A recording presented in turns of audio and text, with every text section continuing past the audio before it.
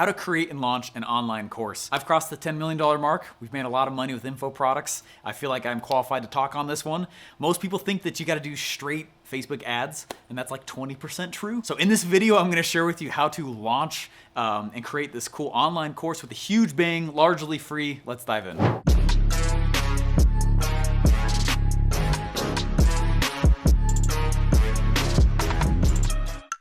This is not to gloat, but merely to show that we know what we're doing here on this. My first six-figure day was with an info product. My first seven-figure day is an info product mixed with agency service. And the info product model is really, really powerful. One of the reasons why we do it is because it is very lucrative, but also is extremely impactful for the buyer. So it's this really cool area that scratches all backs and still makes there's a lot of profitability in it. My first info product though, I remember it took me 8 months. 8 months to create it. And the reason was because I refilmed it 5 times, and I was so poor at that time that the info product I was creating, it wasn't like a make money thing because I was obviously broke, but it was like a how-to thing. It's like a how-to guide, like how to do it. I can't remember all the pieces with it, but I refilmed it 5 times, and I was renting a camera from a public library, and I was sneaking into campus classrooms to film because I didn't have a place to film. And then I would take the camera and I would turn it back in, but I was also still poor. So I would keep the SD card, and I didn't have editing software. That stuff's expensive. But what does? Public libraries. So man, I bootstrapped it, the whole thing, from a YouTube education, ground up, right? That's just where it comes from. So what I'm gonna share with you guys in this video is I'm gonna show you guys the 3 phases of creating and launching a big online course, because it's not actually as challenging as you think if you do it in the right order. Let's dive in. All right, the first phase of building an online course and launching it is actually gonna sound counterintuitive. Don't ever start creating an actual course until you know how it's gonna sell. So what we do before we actually start creating the material itself is, which we don't do for a while, is I actually want to first learn how to sell and then build. And that is opposite of how most people operate in the business world. First, people build and then sell. What's the problem with that? You don't know if people actually want it. And that's the reason why that first product that I created was so painful for me. I spent 8 months making the thing, and I spent no time figuring out how it launches. I spent no time trying to make a list. I spent no time building a launch in general, or how it sold, anything.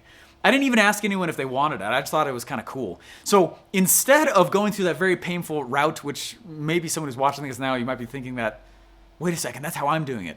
Pause, because listen to what I'm gonna say here. Do not start building your online course until you know exactly how it sells. And dare I say it, you should have money in your pocket before you start building it, okay? But Steve, that sounds like a freaking scam. No, it's not. Tesla just did it with their Cybertruck, which is not a truck. I have a truck. That's not a truck. So their Cybertruck thing, right? Think about what he just did. He went out to the world and he said, look at my not truck Cybertruck. Come put a down payment on this thing. They made hundreds of millions of dollars and no one even has it yet. What are they doing right now? And obviously, depending when you watch this, right? But it's been a while, man. It's been like well over a year. People put a deposit down. They collected hundreds of millions of dollars. And what are they doing with that cash? Building it. That's way smarter to figure out ways where you could still collect some kind of cash that says from the market, hey, Steve, that's a good idea. You should finish that idea and go make it. Oh, okay, cool. I used to do the exact opposite, which is what you might be stuck in. I'm glad you're watching this video because I would go out and I would spend tons of time building the course, no thought at all on how it would sell, and lo and behold, no one would buy it, right? Yeah, like no one cares if they don't buy it from you. And so I spend just as much time figuring out how something's gonna sell as much as I do what it is. And this is the phase for you to think about that. So don't think about the course. Don't think about the course at all. In this phase, all you need to do is slight research phase, thinking, how am I gonna sell this thing? How can I launch this in a way where it makes 6 figures for free? Solve that problem, then start building your course. That's way better. All right, phase 2 of creating and launching a course is also gonna sound counterintuitive. I built this studio because we've done a lot of events. And when I was working for Russell Brunson at ClickFunnels, I watched this really cool model where he would put on an event to film a course. The event was the course. And I was like, wait a second, I thought we'd do the event to sell a thing. And he's like, no, that's one model. But the other model is to just do an event as a course. And I was like, huh, that's really, really fascinating. So that's one of the ways we do it now. Instead of selling an event, I will sell a workshop and I will record it in specific chunks that creates the course for me afterwards, right? Now, what's happened is I'm basically getting paid to create the course. Now they know that. I tell them at the beginning of the event, I'm like, look, this is what this is. This workshop, I'm recording it because it's gonna be part of this future thing, and this is what's gonna happen, okay? First of all, you're gonna go in and I'm gonna teach a little bit, then I'll give you some specific things I need you to workshop for several minutes, and then after that, I'm gonna go in and we're gonna do a Q&A. This is such an epic way to not only do an event, it's way more engaging than a normal lecture event, but it's also an epic way to create a course, because now every single module, I get the main core chunk filmed, I get a little bit of a workbook section, and then I get a Q&A. That's awesome. And by the end of the event, I have filmed an entire course and did an event and got paid to do it and pitched. And this is epic. This is so much better. This is why we were doing it. You know, influencers pay us to come use our studio. And what they do is do an event here. And by the end of the event, they got paid to create it. They made the thing.